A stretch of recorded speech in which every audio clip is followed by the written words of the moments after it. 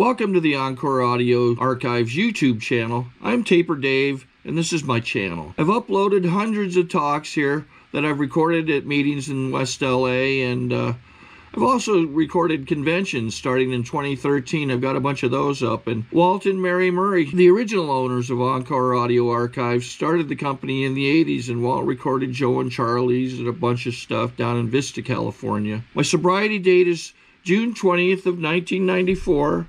I hope you find something you like, so please like and subscribe to my channel and comment down below. If you want to hear something that I don't have or that you don't see, I'll see that I get it. Anyways, take care and have a great day if you want to. And now, would you like to give a nice warm welcome to our main speaker, Tom? Hello. Hi. Oh, you want to shake? Hi, how are you? Hi, my name's Tom Booker, and I'm an alcoholic. Hi. I feel sorry for this guy because he's got headphones and I can get loud. Yeah. So, all right, warn me. It's a little trickle of blood. Welcome, welcome, welcome, welcome, welcome. As Tranny said, a lot of people in here must be raining. So thank you for coming back, smokers. Oh, sorry, it's just a joke. It got ugly fast. If you're new, I'm sure you're happy to be here on a Saturday night. I know I was, because, hey, it doesn't get any cooler than AA on Saturday night. And then to get a chubby bald guy up there like, oh, is that what I'm going to look like in 10 years? I don't know if I want this spirituality thing. I want to keep my hair. My name's Tom. I've been sober since April 23rd, 1993. And I'm glad to be here tonight, and I can't believe I'm saying that. But I am. Anything that you need was said earlier. I want to thank Jennifer for a wonderful talk. Wonderful. And she outlined everything that you need to do. You need to come to meetings. You need to get a sponsor. You need to get a God. You need to work the steps. You need to try and do it 24 hours a day as best you can. But, I don't know anybody that has been able to do that. But you know what? We keep trying. And we keep coming back here. I want to welcome the new people. I am glad you're here. And I hope that you have this willingness that Jennifer spoke about. Because, and you know what? I think that you do. In fact, I know that you do. Because no one comes to AA, at least in my experience. I didn't come to AA until I've tried everything else first. Because like I said, this ain't cool. This ain't fun. But it is. It is. Just keep coming back. You're going to make friends here. It's scary because it's new. And it's weird because you come here and everybody else knows each other and they're all talking and it's real cliquey. It's just like high school without the booze. And you know what? If you keep coming back, you're going to know these people. And you're going to have friends. And you're going to have friends that you can't believe that you have. Boy, I'm just a little Pollyanna guy, aren't I? Here's how this happened, too. Let me tell you why I'm your speaker, because I can't believe it, and I just want to divert the blame from me to Tranny. Tranny, sorry. I am so sorry. Branny. That wasn't, I gotta go. Right by the door. Branny called and asked me to be part of the marathon. And I said, sure, and if you need me to change my time, that's fine, because I don't have any kids, and ladies, I'm going through a divorce.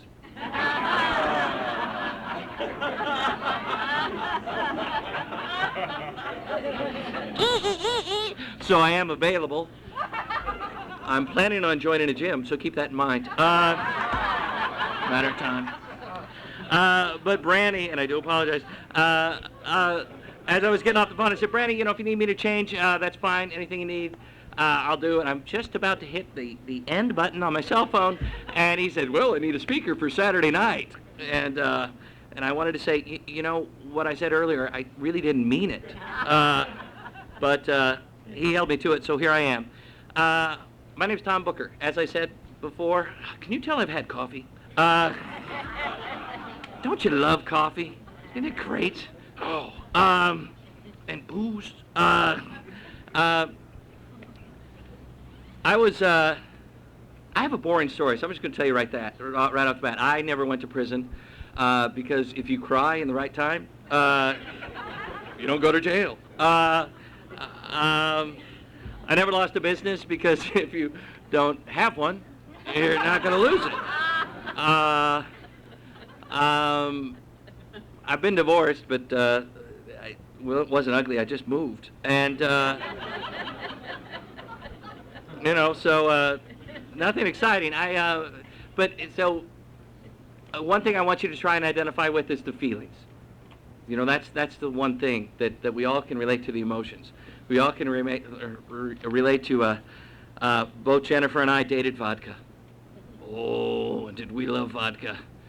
She liked hers warm. I liked mine really cold, right out of the freezer. Oh yeah. So that's the feeling I got from alcohol. Alcohol for me made this happen. You know what I'm talking about? Just made everything okay. It just made everything okay. I was born in Tulsa, Oklahoma, which is a good enough reason to drink, I guess. I had a wonderful childhood. Wonderful. It was perfect. It was very Norman Rockwell. It was hot all the time, but other than that, it was great. But I was a weird kid. I know it's a stretch for you to believe, but I was weird. I always felt out of place, and I was one of those guys too that just I needed you to like me, and I would do whatever, much like now, and I would do whatever it took to get you to like me. I just needed everybody to be my friend, and if they weren't my friend, or if they didn't think I was the best thing in the world, I had to figure out a way. I didn't drink at all until during. I just laugh at this. I didn't drink at all during high school because I was an athlete. It was a long time ago, and I was also one of those guys. Man, I'd like to go back to high school just so I could hate me, because I was one of those guys that was busy. I was the president of the student council, had the lead in the plays, was the president of a few clubs, and was on the track team and the cross country team because chicks love guys on the cross country team. And I was just busy because I didn't know who I was, so I thought I'd be everybody. And then my father, who I used to dislike in high school, we had a really bad time, and I thought it was because he's an alcoholic, and he drank. He liked his Falstaff, but I don't think he was an alcoholic. I think he just had to deal with one, and he was doing the best that he could with the crazy kid who needed a drink, and I needed a drink. I didn't know what was going on, and I couldn't think, and I was crazy. I went off to college. I went off to the University of Oklahoma because it seemed like the thing to do, and it was at college that I discovered booze, and you know what? I loved it. I loved getting liquored up. I didn't join a frat because I'm cool, but I just loved it. And once I started drinking, I didn't stop. I kind of found my classes every once in a while. I knew where the library was, and but I didn't know what I wanted to do. I didn't know what I was doing, and it's really hard to go to class when you sleep till 2. But then I was going to quit, but I became the mascot for the University of Oklahoma, and I had arrived. I was the basketball mascot for the University of Oklahoma, and you know what? And I'm sure you'll agree, I'm a darn good mascot. Yeah, you put me in a dog suit and look out. You don't know what's going to happen. I invented the head spin. I used to do this thing with my ears that would knock them on their ass. I was great. And the great thing about University of Oklahoma is an athletic school. At the time, the University of Oklahoma football team was the only professional sport in the state, and And being a mascot, I was a semi-celebrity, and it was great because I would go into bars and say, I'm Top Dog. That was what it was. I was Top Dog. And Top Dog. It was a dog with a red hat and a basketball uniform. Yeah, chicks dig the mascot too, just so you know. Ladies. But I would go into bars and I would say, I'm Top Dog, give me stuff. And they would. It was great. And I would get free booze. And you know what? Seriously, best kind of booze? Free. Best kind of drugs? Yours. And you know what? We're going to do it until it's gone. Then I'm yours. Okay? And I loved it. It's what kept me in school. And I loved catching cheerleaders. That was fun, too. I was telling my friend Rob, I went to this again.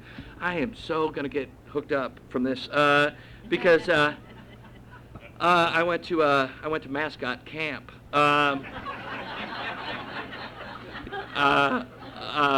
One summer, it was in August in Memphis. Great time to be in a really hot dog outfit, and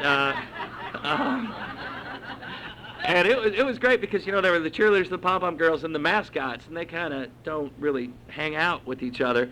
And then all the mascots, we found each other. And we were at Mascot University, and then one day we got us a keg. And you really haven't lived till you've seen 50 people in animal costumes just sort of...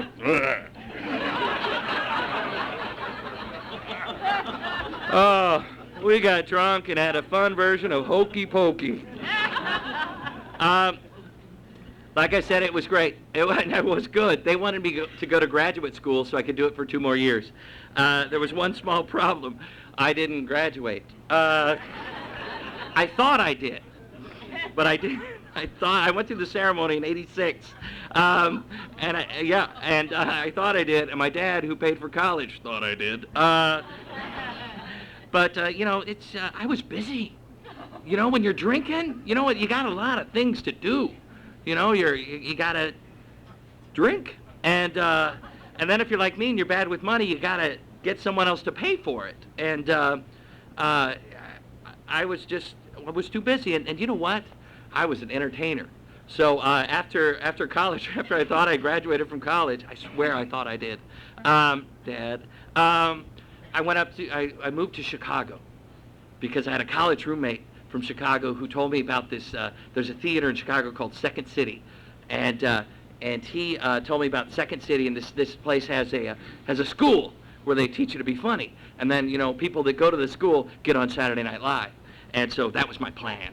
All right, so I was going to go from mascot from Saturday Night Live in about a week, and so I moved up to Chicago, and I started going to the comedy school, and it was fun. I loved it. It was great. But while I was there, I got involved with a bunch of guys, and you might want to call it a gang, except we were real girly. So it was, we call it a theater company. And, but we were a tough theater company. We got involved. We did these shows, and it was late night bad taste theater. And to tell you how much it was worth, it was free to get in. You had to pay to get out. We'd pass a hat at the end of the night to see what you thought. And we did great shows. We did our first show was called Co-Ed Prison Sluts, the musical, and yeah, it was the musical version, not musical. And I played. This is. We're going to get Brandy back because I played Dr. Carl Bello, the cross-dressing prison psychiatrist, who sings a love song to a dog. And I was a star. You know, I was a good cross-dressing prison psychiatrist who sings a love song to a dog. And for some reason, people started coming to our shows. Well, I know why. We let people smoke and drink in our theater. But we thought it was the shows. But looking back, we're like, oh, yeah, they could drink.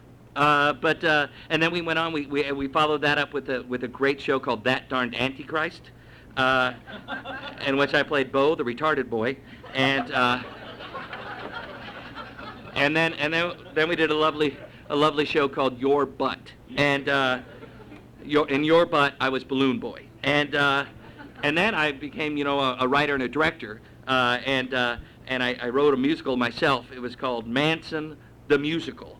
And it was a musical about Manson. And then I followed that up with William Shakespeare's Sid and Nancy, the tale of two star-crossed lovers on heroin. So I was pretty crazy, and our theater was very popular, and it became sort of an underground hit. And the great thing is we were artists, or we considered ourselves artists. We were kids, but we were artists. And when you're with a bunch of people and you're creating, but you're also drinking and doing drugs, it's a great way. It's very easy to justify it. Like, I'm an artist. I need to do this to create, and we're very popular. Therefore, it's a necessity. You almost want to deduct it from your taxes. And we weren't making any money from this theater. I was waiting tables at Mrs. Levy's Deli. And if you want a waiter to deli, you certainly want someone from Tulsa. Know all about gefilte fish. I don't know. It's on chail bread, it says here. But there were things that that's when I started to realize that things weren't right. There were certain things that other people were doing that I wasn't able to do. Really complicated things, like pay rent, call your parents, not have to ask your parents for money. Held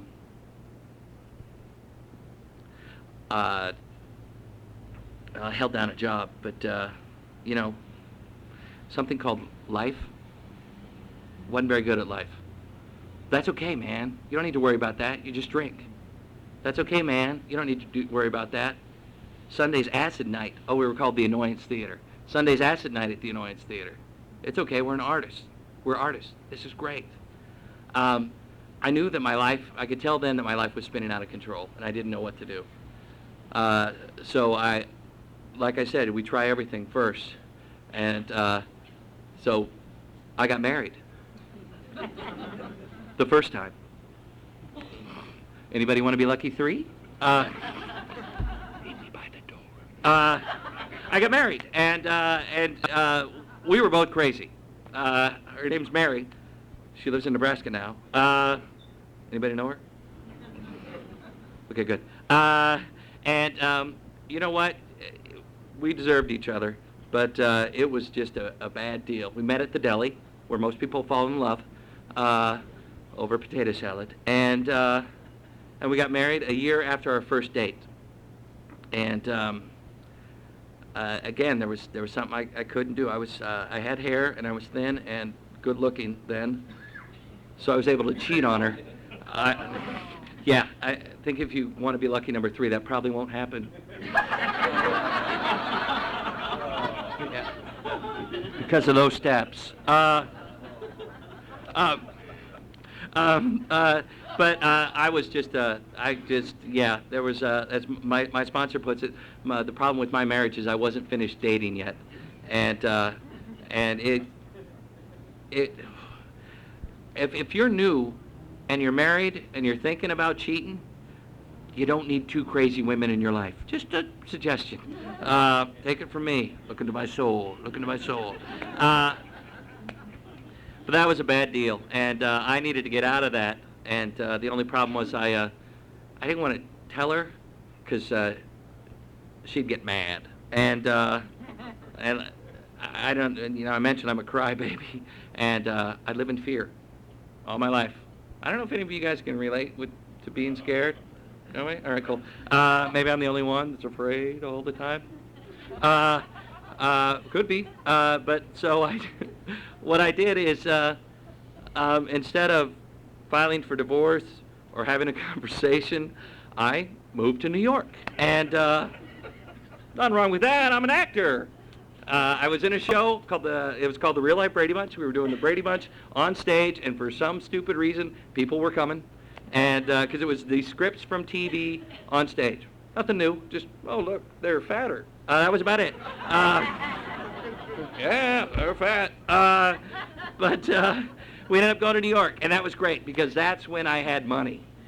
I said, you know, money and time. I didn't need a job, didn't have to, and you know what? I was in New York with about 12 or 13 of my closest friends, and we had money, and so we spent it all on alcohol and drugs.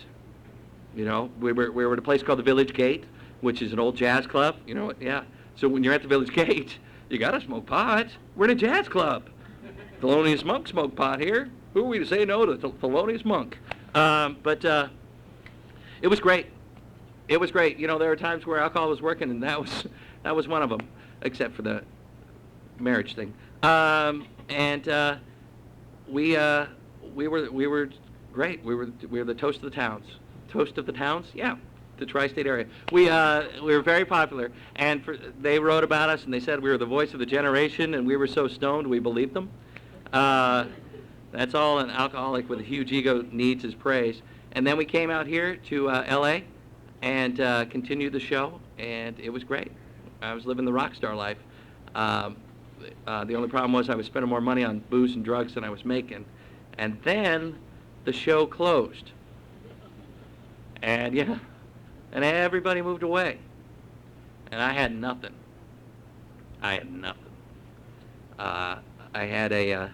ended up in a one-bedroom apartment in Van Nuys. Not really the tracks in Lawndale, but you know, I'm a weenie. And all I had was my dog, actual size. All I had was my dog. That's the only thing I got from my marriage, and I had no life at all. I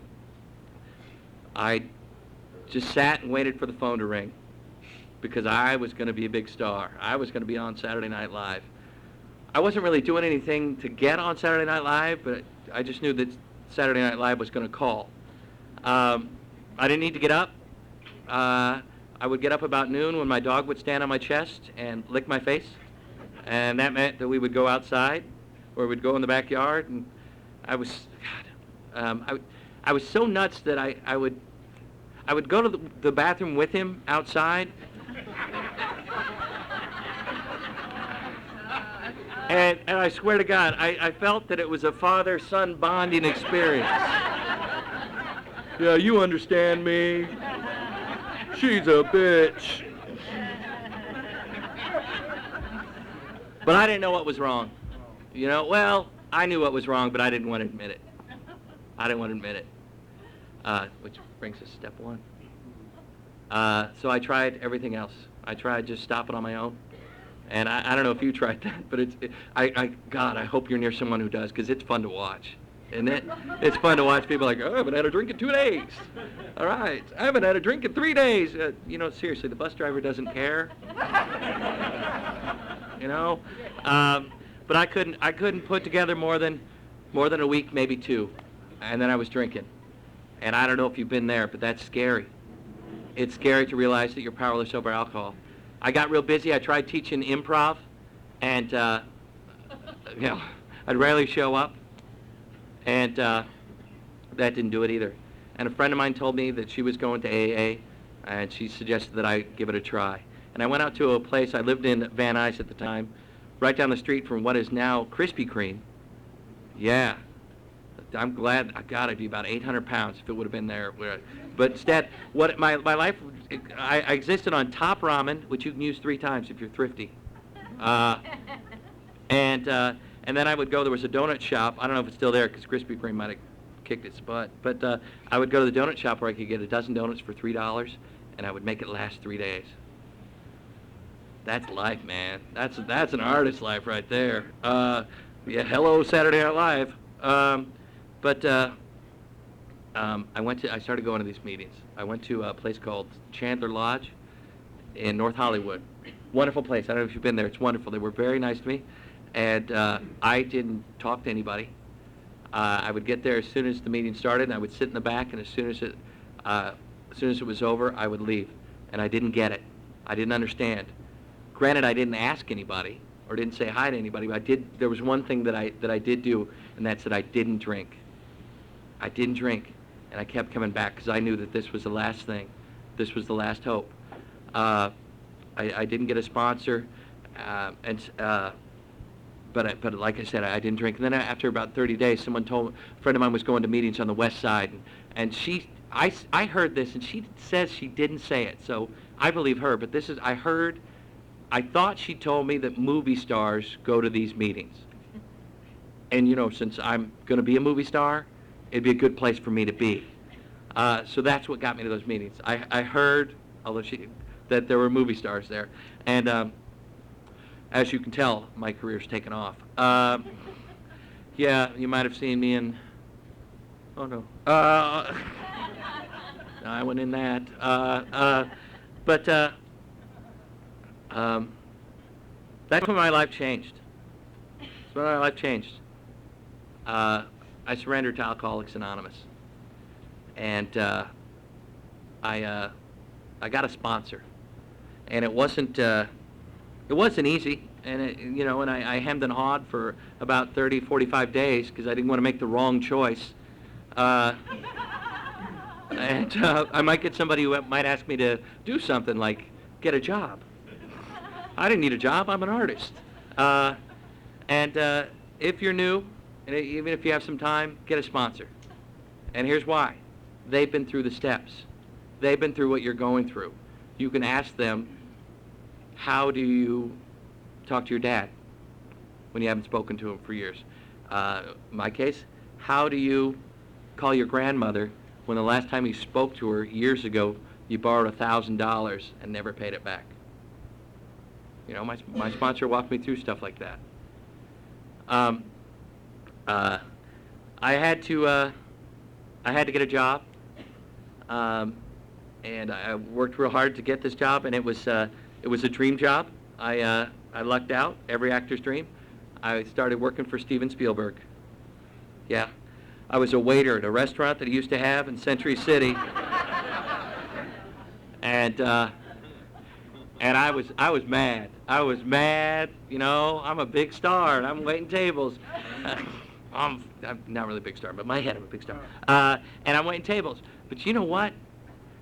When I was new, that job kept me sober. There were a few times when, even though I was a 29-year-old waiter, it was a dive. Do you remember? I don't know if any of you remember. It was a submarine. Yeah. I helped launch the sub, by the way. But I was just going to be there for 6 months.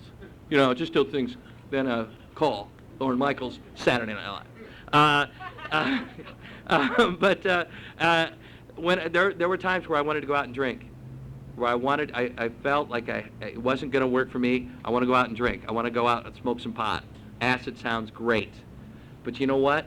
I couldn't because I had a lunch shift the next day. So if you're new and you're fighting getting a job, just get a job. You know, just get a job. You know what I learned at that job? I learned humility. I learned how to be a good employee because the people that I was waiting on really didn't care that I should be a superstar.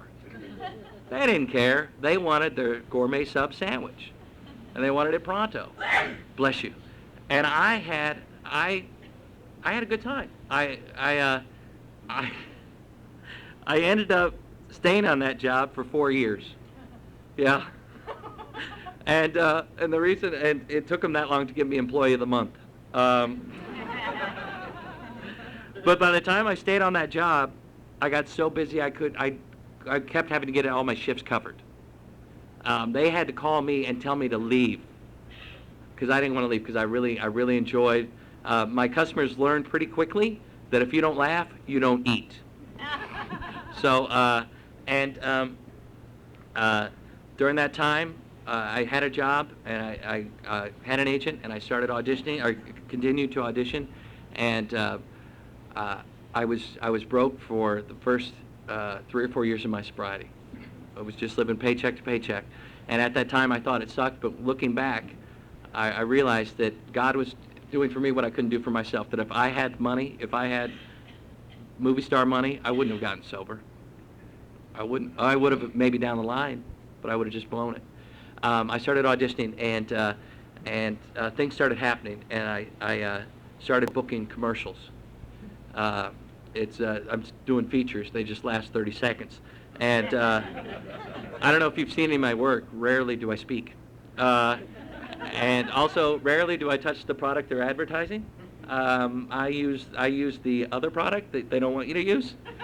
Yeah, I'm pretty much a loser, and yeah, I'm the guy you don't want to be. I'm like there's an ad for that I have running in Louisiana for it kills fire ants. It's called Over and Out and kills fire ants. I, of course, use the wrong product.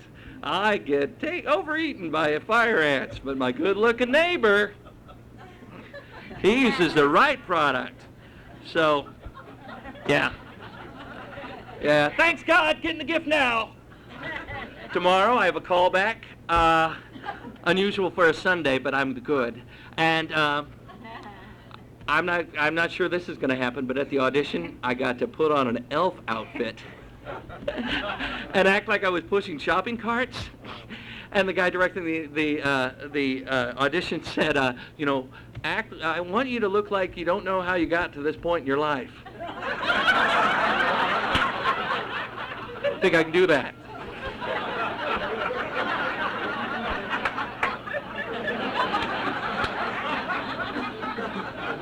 Again, no lines.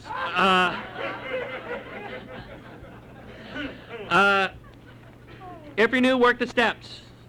Work the steps. Work the steps. Did I say work the steps? Because that's how we get better here. You don't need to be willing forever.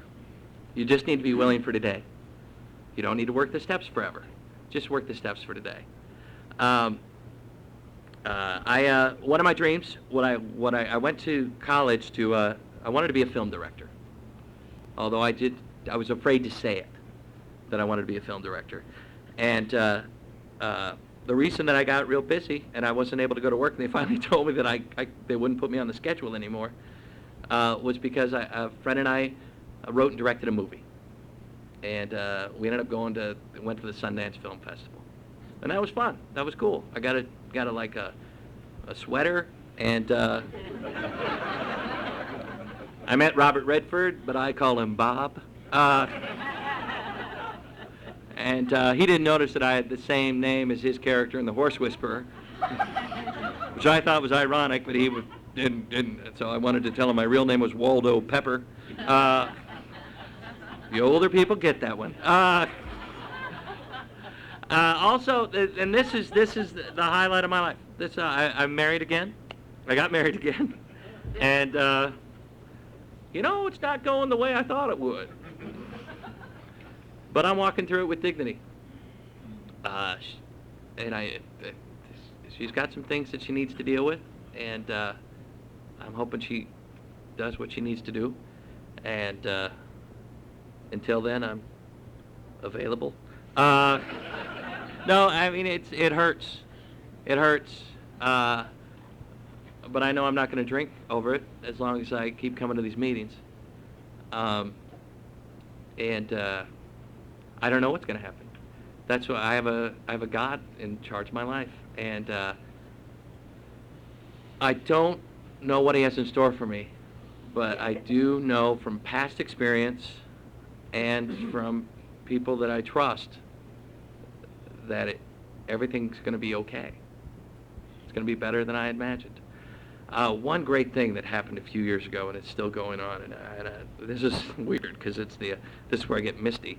I studied at Second City in Chicago, and I made a lot of mistakes as far as drinking, and I didn't really work like the people who are successful in comedy work. They treat it as a job. And a few years ago, Second City out here asked me to become a teacher, because I have a theater company out here called Theater at Go-Go, and we do things like co-ed prison sluts. We did Patty Patty Bang Bang, the Patty Hearst musical, and some of you might like this. We did a lovely little show called You, Me, and LSD. Then we did a stage version of a film called Valley of the Dolls that we got to go back to New York and see New York as a sober person. And I got to direct and produce a play off Broadway. And that was great.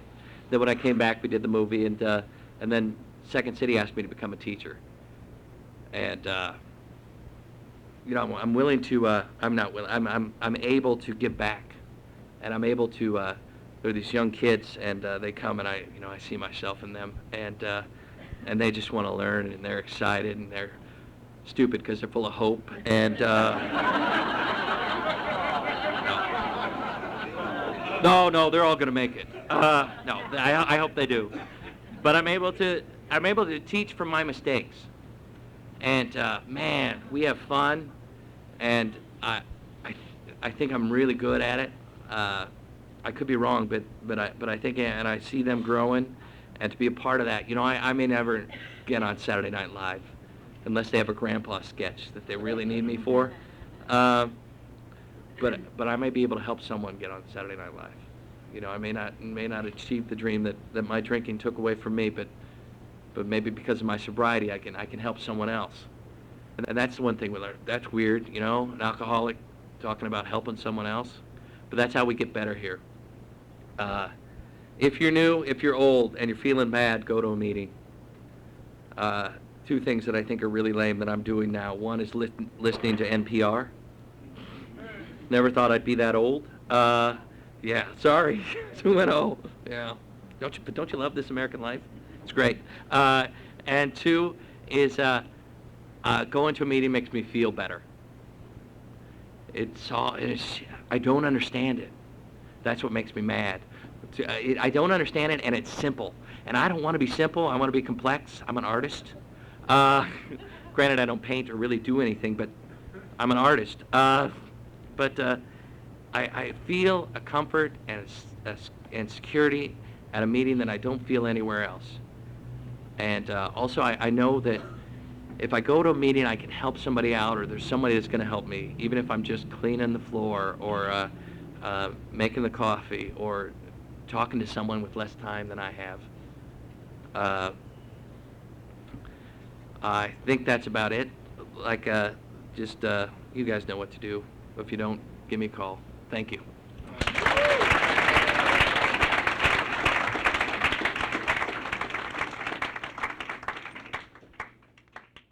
I think we got a great talk going on here. Thanks for watching the channel. Taper Dave here. Just curious, do you think this is better than Zoom? Okay, this is how I prepare my drone for launching. I like to do it inside the cab of my truck so I'm not standing outside in the weather. To install the joysticks for control, up and down, right and left, powered on. I have an Android phone that I use to connect it to the drone with. And it's actually controlled through the iPhone, through an app. Oops, wrong way. It's actually controlled through the iPhone, or through this Android phone, through the app. It's actually controlled through the Android phone, through an app, and you connect it through this short connection right here.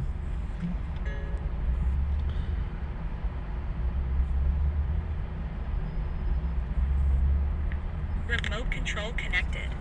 Remote control's connected. So I pull out the drone. I have to extend the legs. Long legs extended first, then the short legs. Remove the gimbal protector. Set that aside, then power it on one short burst, then one long burst. I lay it down. So I have to go to calibrate. So the drone's not connected yet. It shows you here as this drone gets disconnected, even though the remote's powered on. So the drone has to establish it's connected. So I go into the app to calibration mode. First I'll calibrate the remote controller. Start calibration. Out, in, oop, out, in, up, down, and then this little wheel is to control the gimbal. So it's calibrated. Go to gimbal calibration, start calibration, and then it calibrates the gimbal. That shows up. The gimbal's moving all over the place. Changes, you can see it on the video. And I'm calibrated to take off. It's acquired 7 satellites at the moment. There are 26 satellites up in the sky, which it has to acquire before you can take off. So it's connected. It's got enough satellites. This is white. I can go to press this little arrow button, swipe right to take off, and it would start the motors if I slid this to the right. But I'll wait till I get outside. Don't want to do it inside.